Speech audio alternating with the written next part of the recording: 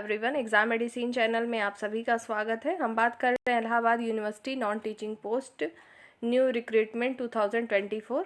जैसा कि आपको पता है कि आपको क्लासेस दी जाती हैं।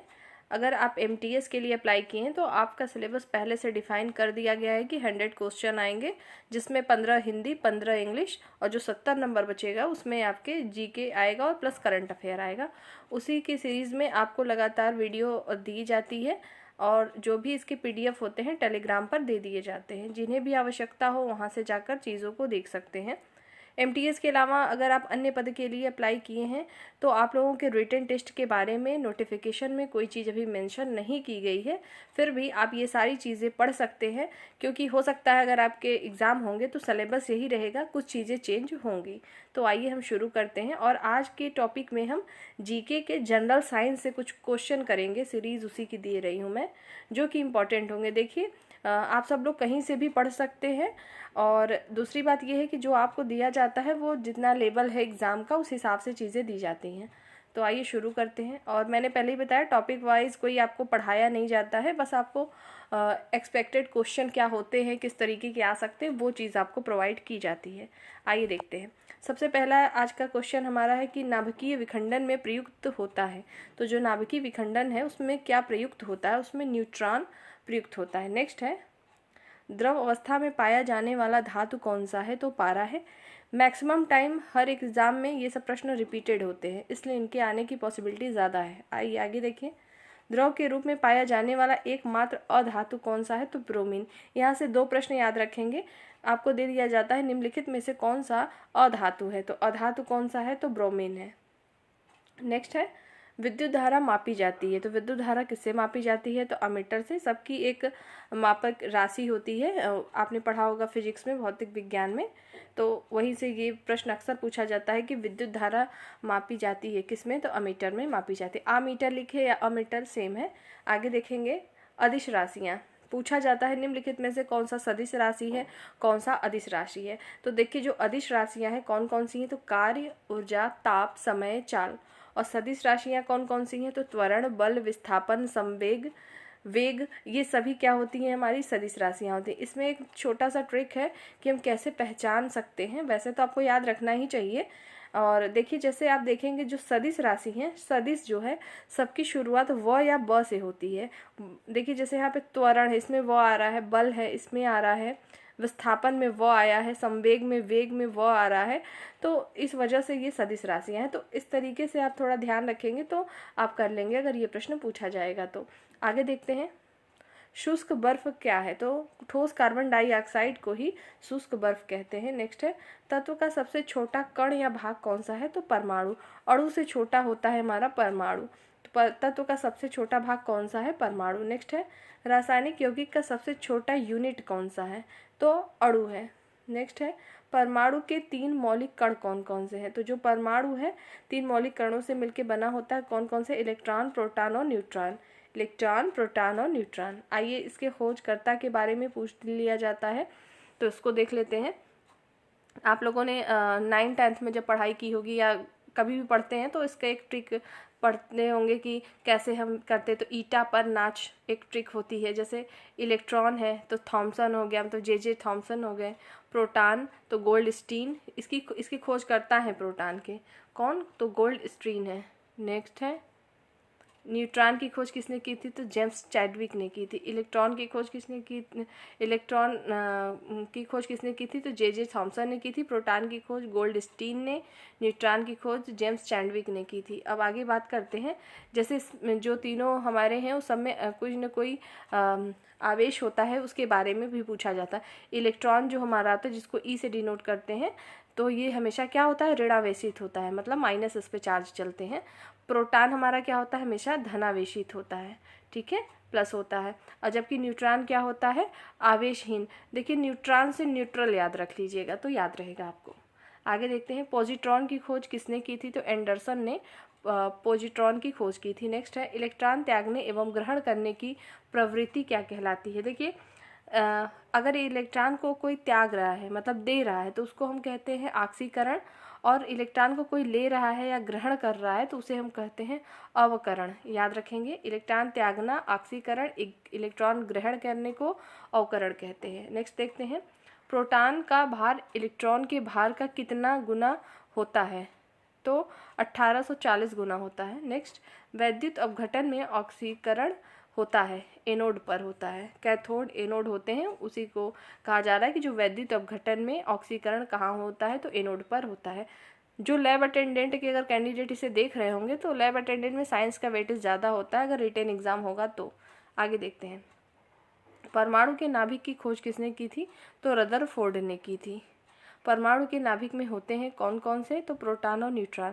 देखिए, जैसे हम आप पढ़े होंगे, जैसे ये कोई है प्रोटॉन है, प्रोटॉन का ये बीच में सेंटर में क्या होता है, ये नाभिक होता है और इस तरीके से इसकी कक्षाएं होती हैं।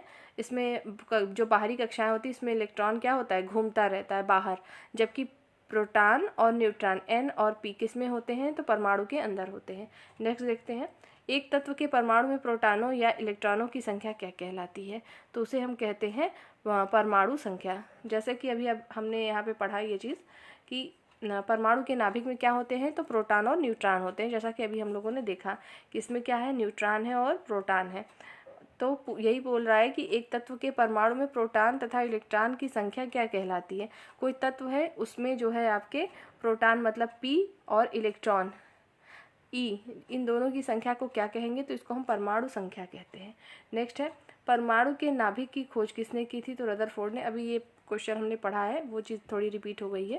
प्रोटॉन के नाभिक में होते हैं प्रोटॉन और न्यूट्रॉन। एक तत्व के परमाणु में प्रोटॉन या इलेक्ट्रॉन की संख्या परमाणु संख्या कहलाती है। ऐसे परमाणु जिनके परमाणु क्रमांक समान परंतु द्रव्यमान संख्या भिन्न भिन्न हो क्या कहलाते हैं? समस्थानिक। देखिए, यहाँ दो कॉन्सेप्ट है, इसको अच्छे से समझिए। ये कई बार परीक्षाओं में पूछे जाते हैं और उसमें कन्फ्यूज़न होता है, समस्थानिक और समभारिक। ठीक है, इसको एक थोड़े से ट्रिक से हम पढ़ लेंगे। देखिए, ऐसे परमाणु जिनके परमाणु क्रमांक समान परंतु द्रव्यमान संख्या भिन्न भिन्न होते हैं वो समस्थानिक कहलाते हैं। अगला पढ़ लीजिए पहले कि ऐसे परमाणु जिनकी द्रव्यमान संख्याएं समान परंतु परमाणु संख्या भिन्न भिन्न होती है उसे हम समभारिक कहते हैं। तो एक बात याद रखेंगे, समभारिक है तो भार जिसका भार ऊपर से समान होगा।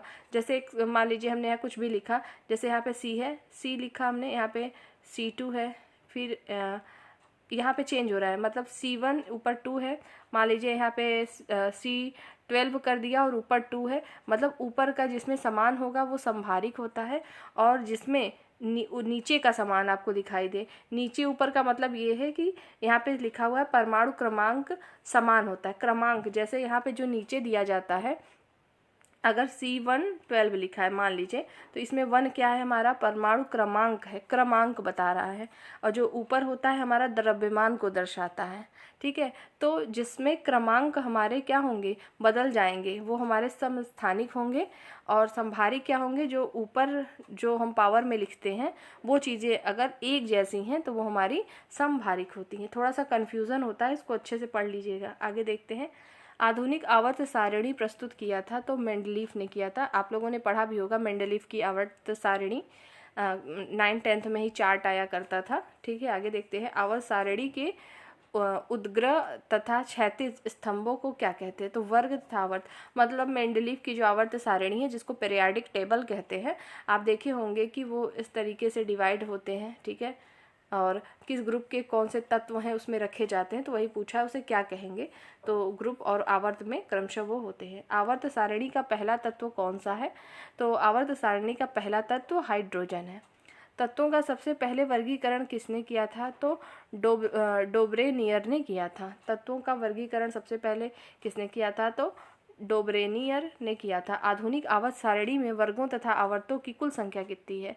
तो जैसे आवर्त और जो आधुनिक आवर्त पूरी सारणी है उसमें वर्ग होते हैं, आवर्त होते हैं। तो जो वर्गों की संख्या है कुल 18 है वर्तमान समय में, और आवर्त कितने हैं? तो 7 हैं। आगे देखते हैं, नॉन स्टिक बर्तन बने होते हैं तो टेफ्लॉन के बने होते हैं। नॉन स्टिक बर्तन देखा होगा आपने, तवे आते हैं, कढ़ाइयाँ आती हैं, उस पर कलई की यही रहती है, ब्लैक ब्लैक सा होता है, तो वही होता है। उस पर किससे बने होते हैं? वो टेफ्लॉन से बने होते हैं। नेक्स्ट है, अयस्क में उपस्थित अशुद्धि क्या कहलाती है? तो गैंग कहलाती है।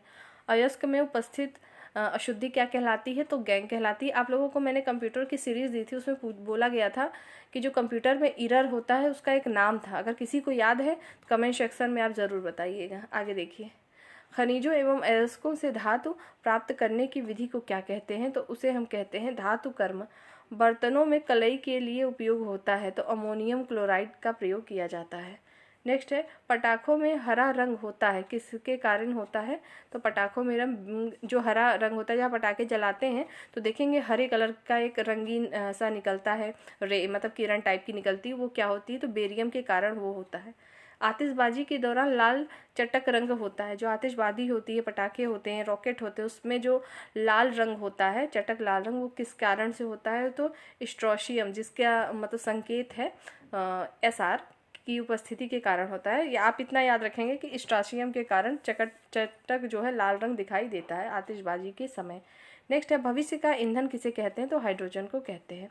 नेक्स्ट देखते हैं, कृत्रिम वर्षा के लिए प्रयोग में लाया जाता है। बहुत जगह पे जहाँ ज़रूरत है वर्षा की तो कृत्रिम वर्षा कराई जाती है, सुनते होंगे आप सब लोग। तो वो होता है सिल्वर आयोडाइड के कारण। आगे देखेंगे, लोहे का सबसे शुद्ध रूप कौन सा है? तो पिटवा लोहा। पिटवा लोहा लोहे का सबसे शुद्ध रूप है। ढलवा लोहा होता है, पिटवा लोहा होता है, आपने पढ़ा होगा तो पूछा जाता है प्रश्न, सबसे शुद्ध रूप का कौन होगा? तो पिटवा लोहा होता है। आइए आगे देखते हैं, लोहे के किस रूप में कार्बन की मात्रा न्यूनतम होती है? तो पिटवा लोहा में। और पूछ लिया जाए कि जो लोहे का शुद्धतम रूप है वो कौन सा है? तो पिटवा लोहा। इसका कारण क्या है? क्योंकि उसमें कार्बन की मात्रा न्यूनतम होती है। नेक्स्ट है, लौह की मात्रा सर्वाधिक होती है, मतलब किस सब्जी में होती है? तो पालक के जो पत्ते होते हैं, पालक की सब्जी जो होती है उसमें सबसे ज़्यादा होती है लोहे की मात्रा। आगे देखते हैं, लोहे को जंग से बचाने के लिए चढ़ाई जाती है जिंक की परत, जिसको हम कहते हैं गैल्वेनाइजिंग प्रक्रिया। नेक्स्ट है, विद्युत एवं ऊष्मा का सर्वोत्तम चालक कौन सा है? तो चांदी है। शुद्धतम सोना जो होता है 24 कैरेट का होता है, ये सुना होगा आपने, कहते हैं 24 कैरेट गोल्ड तो शुद्धतम है। 18 कैरेट गोल्ड, कोई भी जो हमारे बनते हैं आभूषण, ज्वेलरी बनती है, वो कंप्लीट 24 कैरेट की नहीं होती, उसमें मिलावट होता है। और मैक्सिमम 18 कैरेट का है, जिसमें 18 कैरेट का जो होता है, ये क्वेश्चन पूछा गया है जूनियर असिस्टेंट के एग्ज़ाम में, UPSSC के। 18 कैरेट सोना में कितनी शुद्धता होती है? तो 75%। कोई चीज़ अगर 24 कैरेट का है तो उसमें 100% होगा, तो ये 18% है। 18% का में अगर सोना है शुद्ध तो उसमें 75% की शुद्धता होती है। नेक्स्ट है, बेवकूफ़ों का सोना किसे कहते हैं? तो पायराइट्स को कहते हैं बेवकूफ़ों का सोना। नेक्स्ट है, लोहा, निकिल एवं क्रोमियम मिश्र धातु हैं, किसके? तो स्टेनलेस स्टील के। नेक्स्ट है, सोल्डर, टाका मिश्रण किसका है? सीसा और टीन का। इसमें बहुत कंफ्यूजन हो जाता है, इसको भी अच्छे से देखिएगा, ये भी इम्पॉर्टेंट है, ये कई बार पूछा जाता है। सोल्डर और टांका जो है किसका मिश्रण है? तो इसको हम क्या कहेंगे? सोल्डर को ही हम टाका कहते हैं। सोल्डर देखे होंगे आप लोग, कोई चीज़ जोड़ने के लिए मैकेनिक्स जो होते हैं वो अक्सर रखे रहते हैं। तो सीसा एवं टीन का मिश्रण है। क्वार्टज में क्या होता है? तो सिलिकॉन और ऑक्सीजन होता है। प्राकृतिक रबर बहुलक है, किसका? तो आइसोप्रीन का। सबसे उत्तम कोयला कौन सा है? तो एंथ्रासाइट है। नेक्स्ट है, सबसे उत्तम कोयला कौन सा है? तो एंथ्रासाइट है। कोयले में भी कई प्रकार पढ़े होंगे, बिटुमिनस प्रकार का कोयला होता है और एंथ्रासाइट है। तो आपसे पूछा जा रहा है सबसे बेस्ट कौन सा है? तो एंथ्रासाइट है। आपको इसलिए 2-3 बार चीज़ें रिपीट कर रही जा रही हैं ताकि आपको चीज़ें याद हों। आपके पास वक्त ना हो तो वीडियो को इंक्रीज़ करिए, मतलब स्पीड को इंक्रीज़ कर लीजिए, बढ़ा लीजिए और सुन लीजिए 1 से 2 बार, चीज़ें याद हो जाएंगी। नेक्स्ट है, कांसा किसका मिश्रण है? तो कांसा तांबे और टीन का है। देखिए बहुत कंफ्यूज होता है, कांसा तांबा और टीन का है। और अभी आपने टाका पढ़ा था यहाँ, जिसको शोल्डर कहते हैं, वो सीसा और टीन है। तो आप देख रहे होंगे टीन दोनों में शामिल रहेगा, बस ये है कि शोल्डर है तो शीशा याद रखना है। देखिए ऐसे याद रखेंगे, शोल्डर में स आ रहा है और शीशे में स है, ऐसे याद करेंगे। और कांसा है तो कांसे में तांबा ऑप्शन में रहेगा और टीन, तो ध्यान रखिएगा, इसको अच्छे से याद कर लीजिएगा, कई बार पूछा जाता है प्रश्न। नेक्स्ट है, कच्चे फलों को पकाने के लिए प्रयोग किया जाता है, एथिलीन एवं एसिटिलीन गैस का प्रयोग करते हैं। नेक्स्ट है, लोहे को इस्पात में बदलने के लिए क्या मिलाते हैं? तो निकल धातु मिलाते हैं। नेक्स्ट है, कैमरा, दूरबीन के लेंस, विद्युत बल्ब तथा धूप के चश्मों में क्या प्रयोग होता है? तो जो होता है फिलेंट कांच का प्रयोग होता है। नेक्स्ट है पारा का प्रमुख अयस्क कौन सा है, तो पारा का प्रमुख अयस्क कौन सा है, सीने बार। कैल्शियम, पोटेशियम, कैडमियम का अयस्क कौन कौन सा है, तो देखिए कैल्शियम का अयस्क है डोलोमाइट, पोटेशियम का होता है नाइटर, कैडमियम का होता है ग्रीनोकाइट। तो सबका याद रखिएगा, इंपॉर्टेंट है। बर्फ का द्रवणांक एवं हिमांक कितना होता है, तो 0 डिग्री सेल्सियस होता है। आइए आगे बढ़ते हैं। मार्स गैस किसे कहते हैं, तो मीथेन को ही मार्स गैस कहते हैं। नोबेल गैस किसे कहेंगे, तो हीलियम को कहते हैं। मोस्ट इंपॉर्टेंट, फिर से सुनिए, जो मार्स गैस है वो मीथेन कहलाती है, जबकि नोबेल गैस हीलियम को कहते हैं। सर्वाधिक हल्की गैस या तत्व कौन सा है, तो हाइड्रोजन है। आवर्त सारणी में रखा गया सबसे पहला तत्व कौन सा था, तो हाइड्रोजन ही था। सबसे हल्की धातु कौन सी है, तो वो है लिथियम। नेक्स्ट देखिए यहाँ पे सबसे हल्का गैस है, यहाँ ब्रैकेट में तत्व लिखा है तो हाइड्रोजन है, लेकिन यही पूछ दिया जाए सबसे हल्की धातु, तो धातु में आपका लिथियम आएगा। सबसे भारी धातु कौन सी होती है, तो सबसे भारी धातु हमारी ओसमियम होती है। नेक्स्ट है सबसे कठोर धातु कौन सी है, तो प्लेटिनम होती है। सबसे कठोर पदार्थ क्या है, तो हीरा है। सर्वाधिक जो है प्रत्यास्थता धातु होती है किसमें, तो स्टील में होती है सर्वाधिक प्रत्यास्थता। आगे देखते हैं, गुब्बारों तथा वायुयान के टायरों में भरी जाती है, तो गुब्बारों में और वायुयान के टायरों में हीलियम गैस भरी जाती है। अश्रु गैस है तो क्लोरो एसिटोफिनोन। अश्रु गैस का रासायनिक नाम कौन सा है, तो क्लोरो एसिटोफिनोन। नेक्स्ट है हंसाने वाली गैस जिसको लॉफिंग गैस कहते हैं। N2O भी पूछा जाता है और नाइट्रस ऑक्साइड तो आपको याद रखना है। N3O दे दिया या N3 दे दिया, कुछ भी दे सकता है। अगर आपको रासायनिक सूत्र न याद हो तो उसको याद जरूर कर ले कि नाइट्रस ऑक्साइड N2O होता है और इसको हम लाफिंग गैस के नाम से जानते हैं। नेक्स्ट है जल की अस्थायी कठोरता का क्या कारण है, तो कैल्शियम एवं मैग्नीशियम के बाइकार्बोनेट का घुले रहना। जो जल के अस्थायी कठोरता का कारण है कि जल में कैल्शियम एवं मैग्नीशियम के बाइकार्बोनेट घुले रहते हैं। नेक्स्ट है जल में स्थायी कठोरता का कारण क्या है, वही चीज़ रिपीटेड है, इसे पढ़ लेंगे। सॉरी, ये चीज़ स्थायी है, ठीक, अभी हमने अस्थायी पढ़ा था। तो जल में स्थायी कठोरता का कारण क्या है, तो कैल्शियम और मैग्नीशियम के सल्फेट घुले होते हैं। अगर देखिए कैल्शियम और मैग्नीशियम के सल्फेट घुले होंगे जल में तो वो स्थायी कठोरता का कारण है, और वहीं पर कैल्शियम और मैग्नीशियम के बाइकार्बोनेट को घोल दिया जाए तो उसकी जो है अस्थायी कठोरता हो जाती है जल की। नेक्स्ट है जल की स्थायी और अस्थायी कठोरता दूर होती है, तो किससे दूर होगी, तो जल में सोडियम कार्बोनेट मिलाकर हम जल की स्थायी और अस्थायी कठोरता को दूर कर सकते हैं। Most important. नेक्स्ट है जल का शुद्ध रूप क्या है, तो वर्षा का जो जल है वही शुद्ध जल होता है। पीएच मान से भी आप में क्वेश्चन आते हैं। पीएच मान की एक देखिए कुछ पर्टिकुलर टॉपिक होंगे जिसके हम अलग अलग सीरीज देंगे, जैसे पीएच मान है तो 10 दे दिया, और अभी आपने जैसे पढ़ा था चीज़ें इसमें आप पूछी जाती है, किसी के फार्मूले पूछ दिए जाते हैं, तो उसकी अलग से सीरीज आपको दूंगी। आगे देखते हैं भारी जल जिसको हम D2O कहते हैं का अणुभार कितना होता है, तो 20। भारी जल का रासायनिक नाम क्या है, तो ड्यूटेरियम ऑक्साइड। D2O को ड्यूटेरियम ऑक्साइड कहते हैं। कृत्रिम वर्षा के लिए प्रयोग में लाया जाता है तो सिल्वर आयोडाइड लाया जाता है, इसको भी हमने पढ़ा था। लोहे का सबसे शुद्ध रूप क्या है, पिटवा लोहा। लोहे के किस रूप में कार्बन की मात्रा न्यूनतम होती है, तो पिटवा लोहा में। ये हमने अभी पढ़ा था। 2 प्रश्न, 1-2 प्रश्न आपके रिपीटेड है तो उससे कोई बात नहीं है, आपको याद ही होगा। और आइए आगे बढ़ते हैं। अनुप्रस्थ तरंग का उदाहरण बताइए। अनुप्रस्थ और अनुदैर्ध्य दोनों में कंफ्यूज न रहेंगे। जो है अनुप्रस्थ तरंग उसका एग्जाम्पल होता है जो प्रकाश की तरंगें होती हैं वो अनुप्रस्थ का उदाहरण होता है, जबकि अनुदैर्ध्य तरंग क्या होता है, तो ध्वनि तरंगें होती हैं।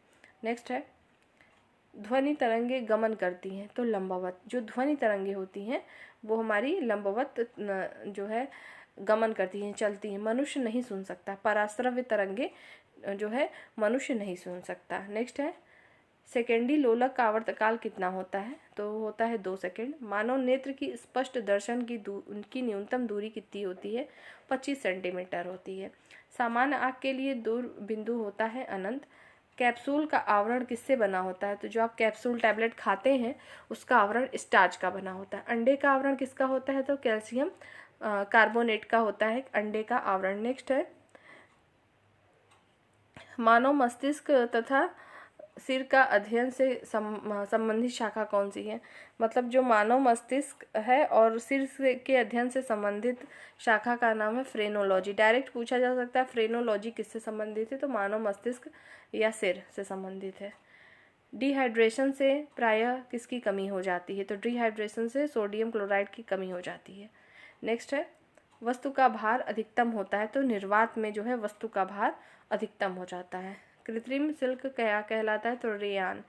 आम का वैज्ञानिक नाम? तो मैजीफेरा इंडिका। आम का वैज्ञानिक नाम मैजीफेरा इंडिका। नेक्स्ट है, रेफ्रिजरेटर में जल को ठंडा करने के लिए क्या प्रयोग किया जाता है? तो अमोनिया गैस प्रयुक्त होती है। रेफ्रिजरेटर के आविष्कार कौन है? किसने आविष्कार किया था? रेफ्रिजरेटर मतलब समझ रहे होंगे आप लोग, फ्रिज। जेम्स हैरिसन ने। रेफ्रिजरेटर में एक समान ताप को बनाए रखता है, तो थर्मोस्टेट। नेक्स्ट है, कमरे में रखे रेफ्रिजरेटर का दरवाज़ा खोल दिया जाए तो कमरे का तापमान क्या होगा? तो बढ़ जाएगा। ऐसा शायद आप लोग को लगता हो, जिनको ना पता होगा, कि हम फ्रिज है उसको खोल देंगे तो ठंडी चीज़ें आएंगी, ठंडी हवा आएगी और कमरा ठंडा होगा। ऐसा नहीं होगा, बल्कि कमरे का ताप बढ़ जाएगा। आगे देखते हैं, पेप्सिन प्रोटीन को बदल देता है, तो पेप्सिन जो है प्रोटीन को पॉलीपेप्टाइड में बदल देता है। गोबर गैस संयंत्र के आविष्कारक कौन है? सीबी देसाई हैं। नेक्स्ट है, गोबर गैस से प्राप्त होने वाली गैस कौन सी है? तो वो है मीथेन। नेक्स्ट है, बायोगैस का महत्वपूर्ण घटक कौन सा है? तो बायोगैस का महत्वपूर्ण घटक मीथेन है। सोडा वाटर बनाने के लिए प्रयुक्त होता है, तो CO2। नेक्स्ट है, सभी गैस शून्य आयतन घेरेगी, तो -273 डिग्री सेल्सियस पर, और परम शून्य ताप का मान कितना होता है? तो वो होता है -273.15 डिग्री सेल्सियस। आइए आगे देखते हैं, LPG में गंधक के लिए क्या मिलाया जाता है? मतलब जो LPG गैस होता है, जो घर में आप यूज़ करते हैं सिलेंडर, उसमें जो गंध आती है उसमें क्या मिलाया जाता है? तो सल्फर के यौगिक और मिथाइल मरकाप्टेन को मिलाया जाता है। एक मोल कितने के बराबर होता है? तो 6.023 इंटू 10⁻23 के बराबर होता है। इसको याद रखेंगे, ये अक्सर पूछा जाता है। एक एवोगाड्रो संख्या का मान बताइए, इसको भी याद रखिएगा, इंपॉर्टेंट है। दोनों सेम ही है, याद रख लेंगे। एक एवोगाड्रो संख्या कितने के बराबर होती है? तो 6.023 मल्टीप्लाई 10⁻23, या तो उसको ऐसे बोल सकते हैं 6.023 इंटू 10⁻23। जैसे भी आपको याद रखना है याद रख लीजिए, वो ज़रूरी है। आगे देखेंगे, हीरा का अपेक्षिक घनत्व तथा अपवर्तनांक कितना होता है? तो हीरा का जो अपेक्षिक घनत्व है वो 2.2 होता है, जबकि अपवर्तनांक कितना होता है? 2.417, 2.417 होता है। इसको याद करना पड़ेगा आपको। आगे देखेंगे, रिएक्टर में नियंत्रक छड़ के रूप में प्रयोग होता है। तो जो रिएक्टर होता है उसमें नियंत्रक छड़ के रूप में क्या प्रयोग होता है? तो कैडमियम या बोरॉन की छड़ का प्रयोग किया जाता है। नेक्स्ट, अर्धचालक का उदाहरण है कार्बन, सिलिकॉन और जर्मेनियम, ये सब अर्धचालक है। नेक्स्ट है, अर्धचालक पर ताप का प्रभाव पड़ता है, जो अर्धचालक है उस पर ताप का क्या प्रभाव पड़ता है वो पूछा जा रहा है। तो ताप बढ़ाने पर चालकता बढ़ जाती है और घटाने पर घटेगी। अर्धचालक के में अगर ताप बढ़ा दिया जाए तो चालकता बढ़ जाएगी और घटाएंगे तो घट जाएगी। नेक्स्ट है, अतिचालक की प्रतिरोधकता होती है, कितनी होती है? अतिचालक की प्रतिरोधकता तो 0 होती है। सोडा वाटर विलयन है किसका? तो गैस द्रव का। नेक्स्ट है, अम्लों का राजा किसे कहते हैं? तो H2SO4 को, मतलब सल्फ्यूरिक एसिड को। नेक्स्ट है, ठोसों में ऊष्मा का संचरण होता है तो चालन विधि द्वारा होता है। नेक्स्ट है, कान पर ध्वनि का प्रभाव रहता है, तो 1/10 सेकंड तक जो है ध्वनि का प्रभाव रहता है। प्रतिध्वनि सुनने के लिए श्रोता एवं परावर्तक सतह के बीच की न्यूनतम दूरी कितनी होनी चाहिए? तो 17 मीटर होनी चाहिए। तो आज की सीरीज़ में हमने जनरल साइंस की चीज़ें ली थी। आपको हर एक सब्जेक्ट से जो कि पूछने की पॉसिबिलिटी है वो आपको दिया जा रहा है। आप इसको 1 से 2 बार पढ़िए, जब टाइम हो तो पढ़िए, और एग्ज़ाम टाइम में रिवीजन भी कर सकते हैं आप। दूसरी बात ये है कि एमटीएस कैंडिडेट के लिए तो बहुत ही इंपॉर्टेंट है। बाकी अदर पोस्ट के लिए मैंने बता ही दिया है कि आपको क्या करना है। आपको ये रेगुलर मिले या ना मिले इसके लिए परेशान नहीं होना है, आपको मिलते रहेंगे। आपको अपने स्तर से भी पढ़ाई करनी है, मैंने हमेशा से कहा है, सिर्फ इसी पे डिपेंड नहीं होना है। जो भी आप पढ़ते हैं, जिस बुक से पढ़ते हैं, लूसेंट अगर पढ़ लीजिए तो बेहतर है आपके लिए। ज़्यादा नहीं पढ़ना चाहते या कहीं किसी भी कॉम्पिटिटिव एग्ज़ाम की आप तैयारी कर रहे होंगे तो आपके पास बुक तो बहुत होगी, नोट्स होंगे, तो उससे पढ़ाई आप कर सकते हैं। कोई दिक्कत होगी तो आप कमेंट सेक्शन में पूछ सकते हैं। नेक्स्ट वीडियो में हम फिर मिलेंगे। जय हिंद।